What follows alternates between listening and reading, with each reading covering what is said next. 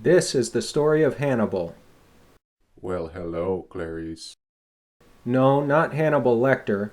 I'm talking about the great military tactician.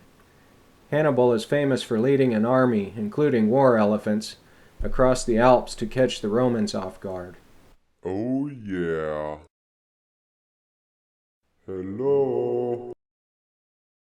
Hannibal lived in Carthage, a great and powerful ancient city.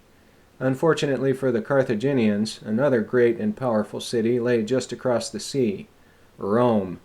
Rome rules and Carthage drools. Rome and Carthage both had a habit of attacking and controlling weaker civilizations. Soon they began to quarrel over the same territory. Their squabbles led to a series of terrible conflicts known as the Punic Wars. Hannibal became the general of the Carthaginian army in Iberia, modern-day Spain. The Carthaginians had just had their Mediterranean behinds kicked by the Romans in the First Punic War.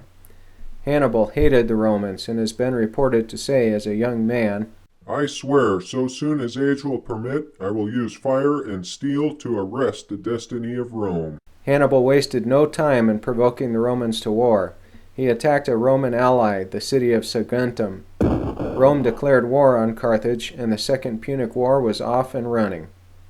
Hannibal mobilized his army, including a war elephant corps, and hustled across the Pyrenees mountain range and Gaul toward northern Italy. By determination and skillful maneuvering, he made his way to the Alps.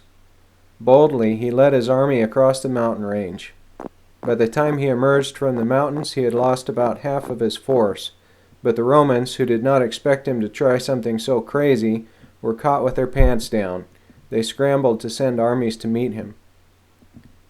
Hannibal proved himself as a great tactician, outmaneuvering and outstrategizing each Roman sent to intercept him. He won victories at the Battle of Trebia and the Battle of Lake Trasimene. Rome desperately raised an especially large army. Hannibal, in a brilliant display of his tactical supremacy, obliterated the new Roman army at the Battle of Cannae. Despite his victories in Italy, Hannibal did not receive sufficient aid from Carthage. He was unable to advance on Rome itself. Instead, he spent the next few years terrorizing southern Italy and making life miserable for as many Romans as possible. Unable to kick Hannibal out of their backyard, the Romans tried a new strategy. They sent an army directly to Carthage. Hannibal was forced to abandon Italy in order to defend his homeland. The Roman army was led by Scipio, however his name was pronounced. He had diligently studied Hannibal's tactics. He defeated Hannibal at the Battle of Zama in Africa. Thus ended the Second Punic War. Hannibal became a political leader in Carthage. Despite having to pay heavy tribute to the Romans, Carthage quickly became prosperous again. Rome demanded that Carthage turn Hannibal over to them.